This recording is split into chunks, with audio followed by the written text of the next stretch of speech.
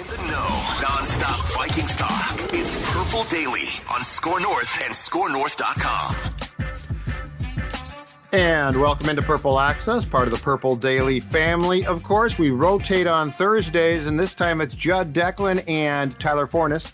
Check out his outstanding work and also videos and podcasts at VikingsWire.com, which is also the writing home of the Sports Dad. That's right, I write columns that frequently appear 2 or 3 times a week right now on VikingsWire.com. It's a great place, though, in all seriousness, too, for one-stop shopping. So if you're trying to keep up, don't have a lot of time, perhaps, with what's going on at training camp, VikingsWire.com is the best place that you could possibly go. So check that out.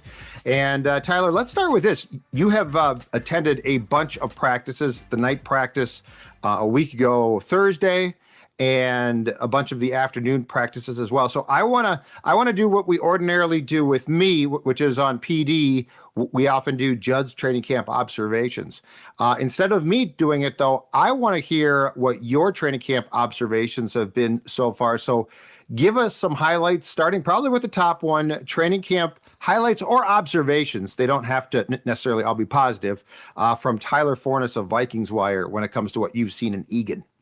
I think one of the interesting things about kind of watching practice and, being yourself, having been on the beat for a long time, it's not an isolated day. It's not an isolated incident. It's about looking like across a spectrum, looking on a chronological timeline from where you started to where you are going. And I think one of the more interesting things is how consistent Brandon Powell has been as a route runner. And I was sat up in the stands with Luke Braun multiple days over the last week, and we honestly confused him with Justin Jefferson a couple times. And it sounds blasphemous, but when you have a very similar number and you're sitting far enough away where you can't tell like the 5-inch size difference, like the way he was running routes and how crisp he was getting in and out of breaks was really impressive. And he was not doing that at Florida. He was not doing that for the Rams. So the fact that he's doing it now in practice really raises like a red flag for me. And that doesn't necessarily mean a bad thing. It's like, okay, where's this coming from? Why is he all of a sudden figuring this out? Or was it something that they just never asked him to do? But now that Kevin O'Connell has him, with him being in charge, he's giving him the opportunity to do so. There's so many intricate variables here as to why I want to see him now do it in a game. So being that he stood out early and then he kept standing out and showed this ability. Well, when guys are going to try and just bully him at the line of scrimmage, being that he's only 5'8.5", is that going to be able to be something you can count on game days? And I think so far that's my biggest takeaway. And in all honesty, the wide receiver position has probably been the best throughout training camp. They have been consistent. They have been explosive. And cornerbacks are not meant to win a lot of these individual drills. They're just not. So if they win, it's a big deal. But just when they do individual drills on their own, how they're able to explode out of breaks and do some of just the normal things, it's been really impressive to see some of these guys. And it's going to be a really tough decision who makes the back end of that roster. And I'll tell you this, Jalen Naylor, the longer he's out, the more it puts his roster chances in doubt because of what I'm seeing from some of these guys. We got to remember they're high on him, but he's only a 6th-round pick. It's not like they have this massive quantity invested in him. And I don't think he's really in danger of not making the roster. But if these guys keep performing, it's going to bring in conversations, and that's never a good thing when you're a guy like Naylor. Tyler, has your opinions changed at all on N'Keal Harry? I know you and I talked on Monday about him probably not having a shot in heck of making this roster, but big physical guy. I mean, like 6'2", 225 pounds. Judd said he even looks more like a tight end than he does a wide receiver. Has your opinions or thoughts changed at all on how N'Keal Harry maybe even makes this roster? I didn't see the night practice. I was too busy celebrating my wedding anniversary. And nice. I'm kind of glad I didn't, because it was more of a walkthrough than it was like a padded practice, which if I would have actually gone, I would have been very disappointed. So I heard he was really good, but at the end of the day, he hasn't shown me anything to where I should be excited for him to be on this football team. And that comes from all his time with the New England Patriots. That comes from last year with the Chicago Bears. That comes from the first practice I saw, where I just didn't see him look explosive. He knocked down that little hurdle that they go under when they're doing like their cutting drills.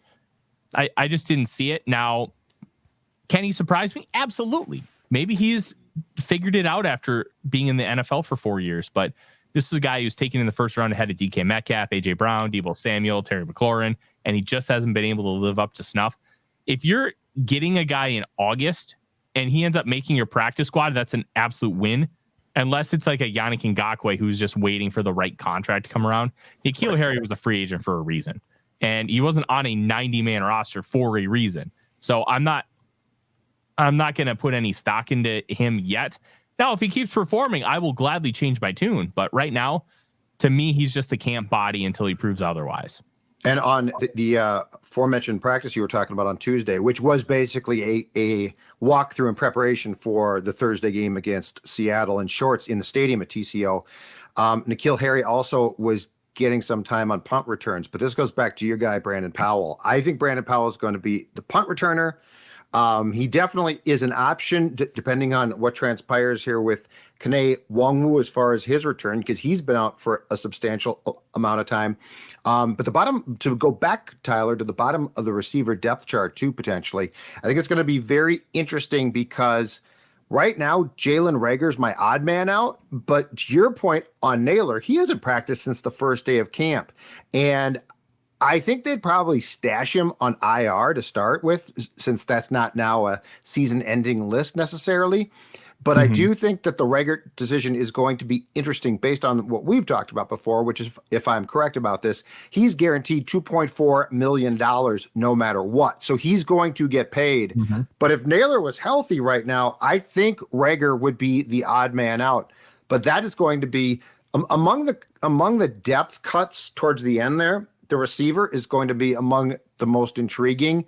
But in my opinion now, I'm with you. I think Brandon Powell has gone from bubble guy to he has the roster made.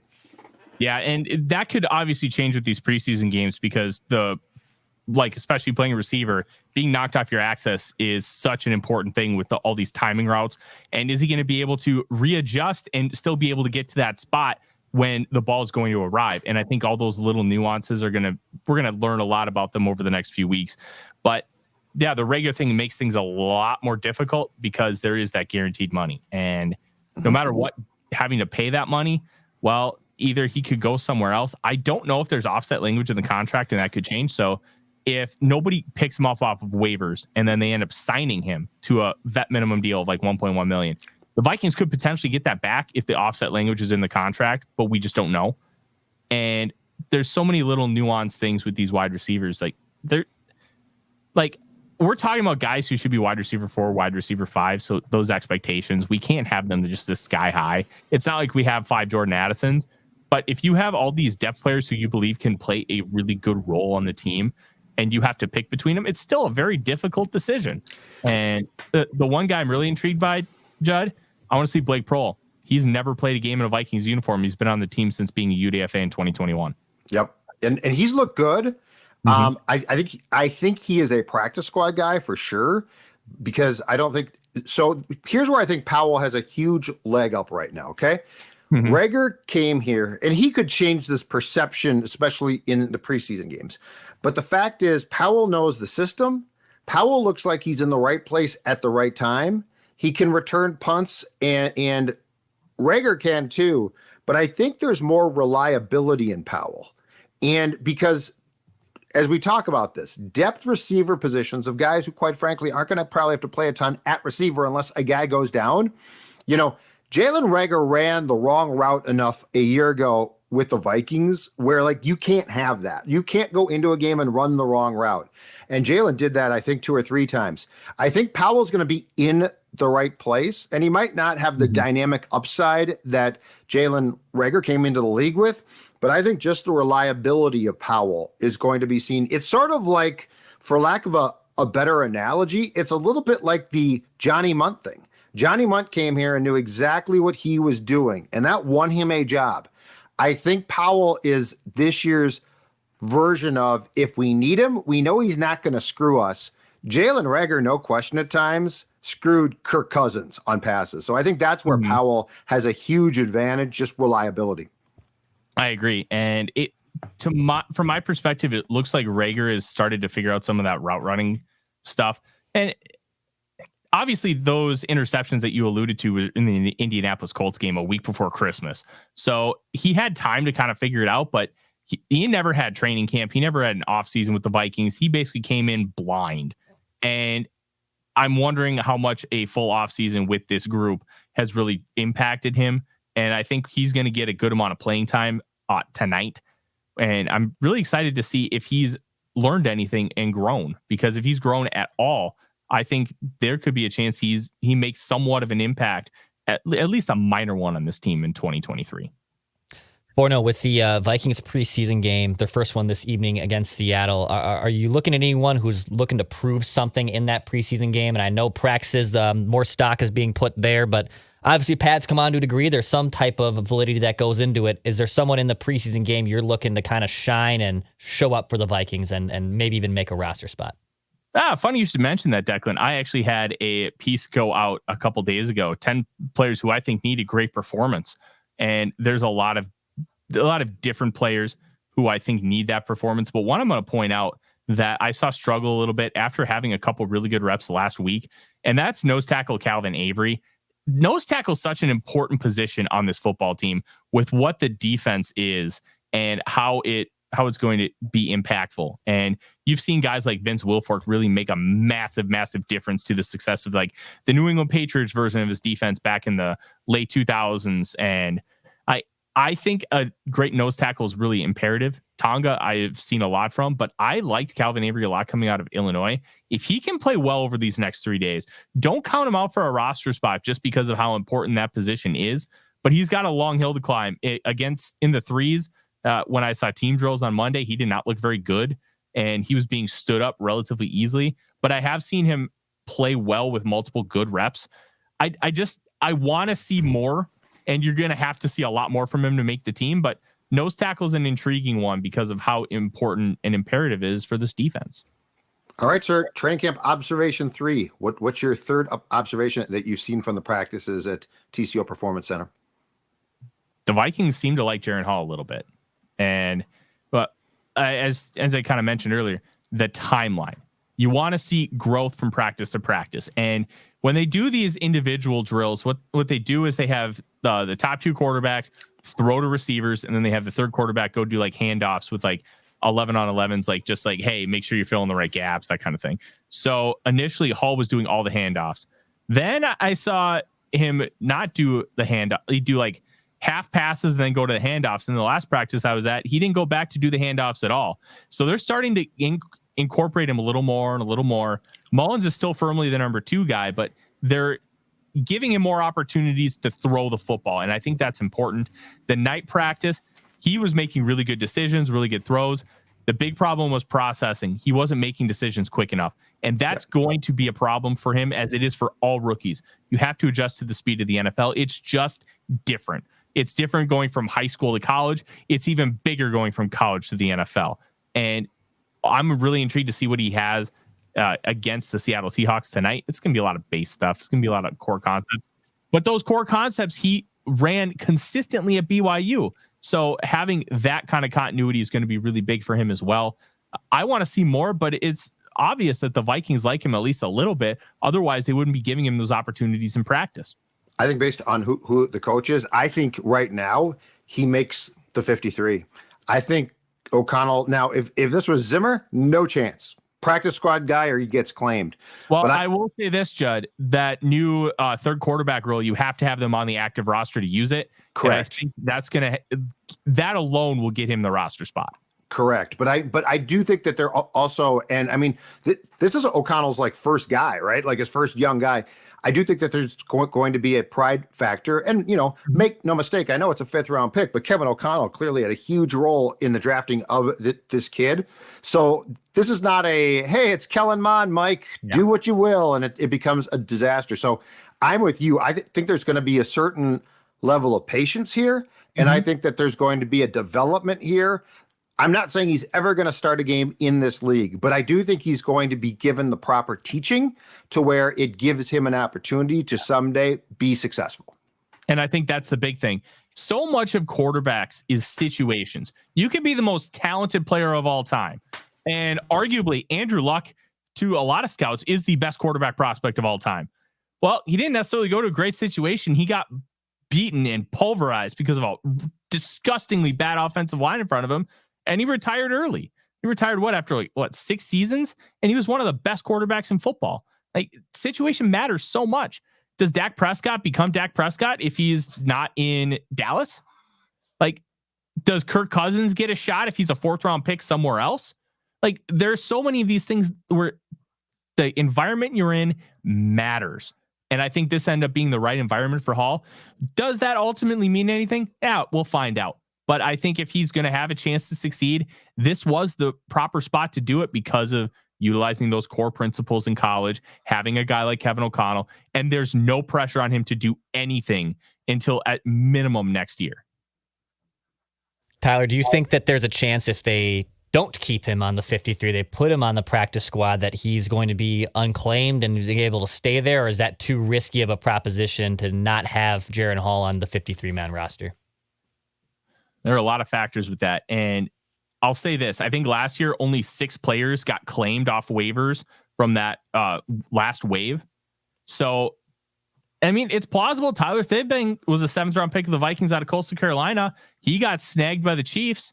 There's always that chance. And especially if you do joint practices, that chance is going to significantly be higher. That's a great point. So the Titans, they seem set at quarterback.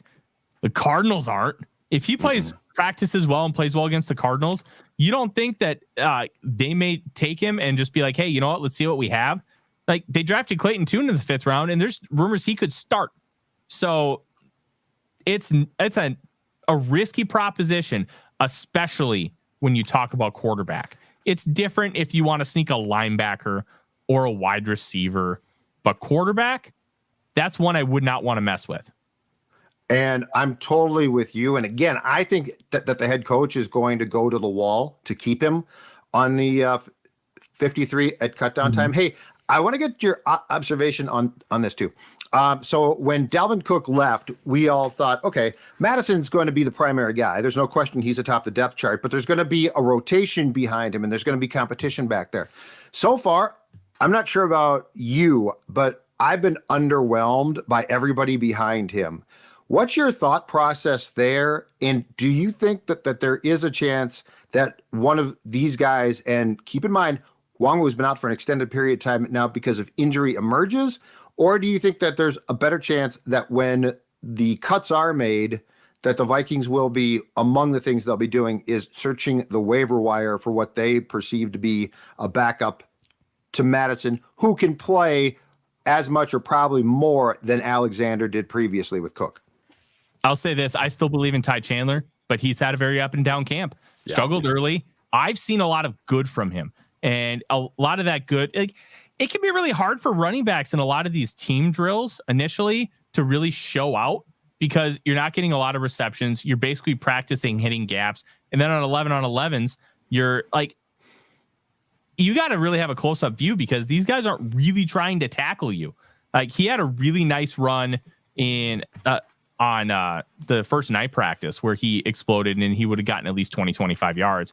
And he's got 99.7th percentile explosiveness with a 1.38 10-yard split, 4.37 40. That's in the 98th percentile. Like, this guy has traits. He also has the ability to pass block and catch the ball out of the backfield, which gives him that 3rd down utility. I'm still very bullish on him, but he's got to have a really good preseason and really show some growth in those areas. And if he doesn't, I still don't believe Wangwu is a true running back in this league. He has shown me nothing to believe otherwise, other than the Vikings have him currently listed 2 on the depth chart. That doesn't mean he's worthy of the spot. That just means that's where he is right now. McBride's not ready, and he needs time. You can, it's blatantly obvious from watching practice.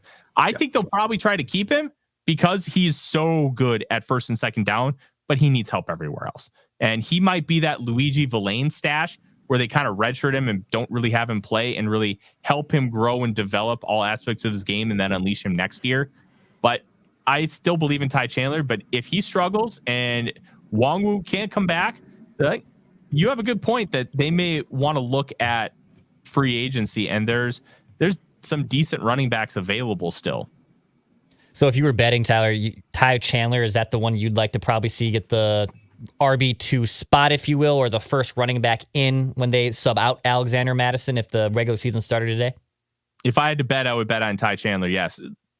What has Wongwu shown? Like, honest question for you guys. What has Wongwu shown to that he can handle playing running back in this league? And it's not like he doesn't have the skill set or ability to do it. He's shown nothing.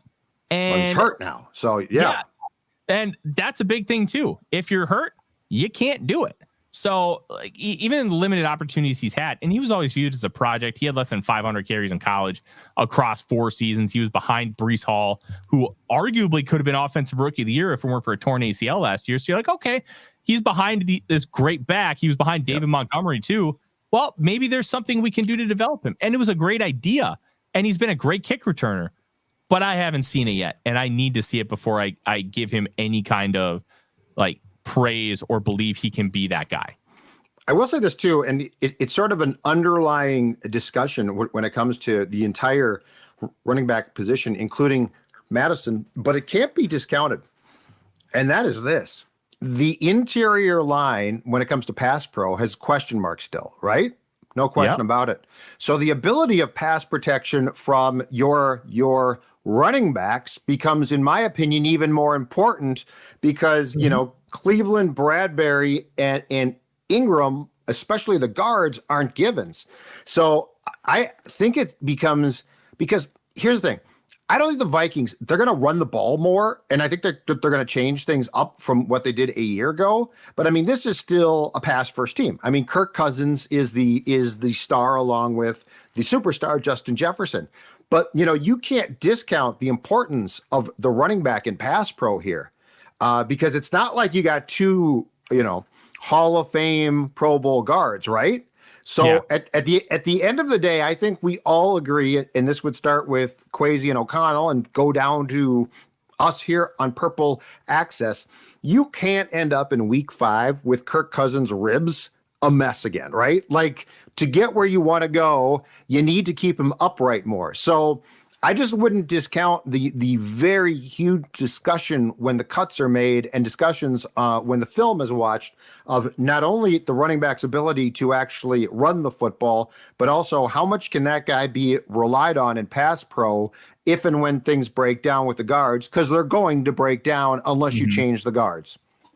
And I think that's a really good point. The big thing that I've seen so far with like this interior offensive line, and try to talk about the running backs here, Madison's your best pass protecting running back, and it's not close. Your second best one is going to be Ty Chandler, and I think those guys, like, there's a real chance Madison could be a bell cow. I think if they get anything from that running back 2 spot, it's not going to happen, and they're going to really do a lot of rotating. But there are so many question marks with this running back room, and the preseason is going to tell us a lot. Chandler Wongwu, like Chandler specifically, showed flashes in 2022 where there were people asking, well, could he take Madison's job? And they're like salary cap purposes, like, are we going to pay this guy like $2.5 million? Like I've had those conversations about DJ Wanham. I've had those conversations about James Lynch. And unfortunately, Lynch is injured and he's out for the year, but lucky for him, he still gets paid. Just an unfortunate timing there. But it's about, if you're giving guy $3 million and let's put I'll put it at 100%. And a guy making $1 million is giving you like 85%. Who are you going to keep? And in this era of salary cap, you probably keep the guy at $1 million at 85%. So that was kind of where we were at last year. And I think Chandler still being on that rookie deal, I really believe in him. And we'll see if he can back it up. And is Dwayne McBride just probably going to be a practice squad guy at this point, Tyler, with him swimming in a little bit and him having to get a little stronger? And obviously there's some ball security issues there too. Do you kind of see him probably tracking to be a practice squad guy when they break camp? No, I think he's going to stay on the roster because he would have been a 3rd-round pick if he would have tested. The big thing with McBride is it's that massive question mark with the pass catching. And it's been very inconsistent from the limited I've seen in camp. That's not necessarily great, but it's also not a massive disaster considering where his starting point is. I think if you put him on waivers, he's probably getting claimed because he has a great ability to run on 1st and 2nd downs. And especially in like a running back by committee approach, that's got value. And then you put a lot of your stock into that 3rd down back and the receiving back. Like, you can have a really good rotation with those guys and not even have to worry about him being a pass catcher. I think he's the stash guy this year, where he doesn't really play much, but you don't want to lose him because he's got a lot of potential as a first and second down running back. What have been your observations at cornerback as well, Tyler? I'd be curious to get your thoughts on a cornerback spot, at which there definitely is some competition. I will say this: Byron Murphy Jr. is going to play, no question about it. Caleb Evans looks like he's guaranteed an outside corner spot. The other corner spot, though, I think has been far more intriguing to watch. Your thoughts? So I'll say this: the limited amount of time I've been able to see Andrew Booth Jr., because he did get nicked up and was out for about a week of practice, I haven't noticed him. And that's both a good and a bad thing, because if you don't notice a cornerback, it means they're not screwing up, but it also means they're not doing anything to really pique your attention. So right. He's just still a wild card, but I think he's going to get some run in these preseason games, and I'm really, really excited to see what that looks like. Mekhi Blackmon, it looks like the game is slowing down for him, and that's when things get dangerous. And we talked about that a lot with Brian Asamoah, because he's got such a quick trigger and he explodes so fast downhill. And you combine that with some of those instincts and how the game just becomes easier. And that's when you can really do some damage. And I think Blackmon, just over the course of the week of practice that I was at, things were starting to get a little easier for him and slowing down. And he was able to make more plays and get closer to the football. And that kind of improvement is really good. Like, I've seen him in a couple of reps against Justin Jefferson where he doesn't even get obliterated. He kind of stays with him a little bit. Still gets beaten. But this is a rookie cornerback competing with Justin Jefferson. That's a big deal. And he's had some good reps against Osborne and Addison. Obviously, he knows Addison incredibly well. But I think that's a positive. The one guy that's really stood out to me that I want everybody to watch for, Tay Gowan. 2021 7th round pick of the Arizona Cardinals. He's bounced around a little bit. He played with the Eagles, and then he was with the Vikings practice squad last year, and he ended up playing a few games. But in special teams drills, he was physical. He was dominant. And then he was playing well in team drills at corner. And I think if he continues to do that, he may push a guy like Joejuan Williams for a spot on the roster. And at the very least, I think he's that practice squad guy that you call up multiple times, and then eventually he becomes on the active roster by the end of the year. And the guy who's doing the same thing at safety, in my opinion, is Theo Jackson, who is actually being mixed in at times in the first team big nickel when Metellus doesn't go in, which is a really interesting thing. So as far as I could tell, Tyler, in practice, he is ahead of scene as far as what the coaching staff thinks. So there's a couple of guys here that are definitely emerging, which again is a credit to this team, not only for scouting, but the fact that they are willing to write some checks for some of these undrafted guys and lower level name free agents. But Jackson likes to blow people up, and I think Brian Flores approves. The last thing I want to get from you is this. Ivan Pace Jr. has been the hot topic because he clearly is now mixing in place of Asamoah at times for first team reps, has looked great. I want to get not only your opinion of Pace, which I think has been universally positive, but Asamoah as well, with this thought. Brian Asamoah started training camp, no question, as a number one linebacker alongside Hicks. Pace obviously deserves credit for his ascension. That being said, do you get the impression a little bit that Asamoah's inconsistency and not always being in the right place at the right time is another reason why Brian Flores, who my guess is not the most patient guy, and I don't blame him, is giving Pace a chance where I think we all assumed that was Asamoah's job and that everybody else was probably a distant second? I think there's some of that, but I also want to say this. They've been rotating linebackers in really odd fashion that doesn't seem to have any coherent thought. It's more of just getting guys in positions and kind of seeing how they react to it. Because I've seen a Pace with Asamoah. I've seen Pace with Hicks. I've seen Pace with Troy Dye. I've seen Wilson Huber even get a couple. I can't remember if it was first or second team reps. He did Tuesday. They're rotating these guys in and out consistently. And I think they're trying to figure out what duos kind of work the best for certain situations. I don't necessarily read into anything with this linebacker room right now, but I will say this.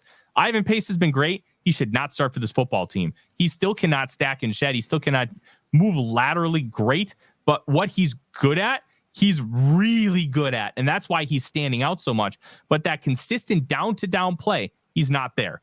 And I think we need to have that expectation in our minds that, look, he's awesome, but he's not ready for prime time in that sense. Still be patient with him. Still understand he's not a finished product.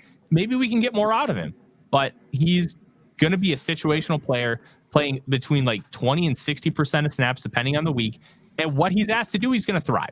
And I think that's what's really important here. But Asamoah needs to be more consistent. If he's not, you're going to see a lot of runs that should go for 2 or 3 yards, go for 20 plus. And that's the real danger with him. But no, it's not good. And it's all about the gap efficiency. And that's why Jordan Hicks is so important, because he's going to hit the right gap nearly every time. And Asamoah is going to be that shotgun blast. He's going to be that projectile missile to try and just be a play disruptor. And it's going to bite him at times. And I don't know if people are 100% ready for that, because it's going to happen. And it happened a couple times in the preseason last year, and it was just rough. It's like, man, you got to be more patient. You got to pick the right gap. And if he doesn't, it could be a disaster. But this linebacker group has potential. I hope they can fulfill it. Check out that meat and potatoes football analysis from Forno. Again, VikingsWire.com, which is a site that he runs, and it's absolutely fantastic. And it's a site I contribute to as well. So if you enjoy Sports Dad's pithy comments at times, check out the VikingsWire.com. Declan, tell the people what they need to know before we go.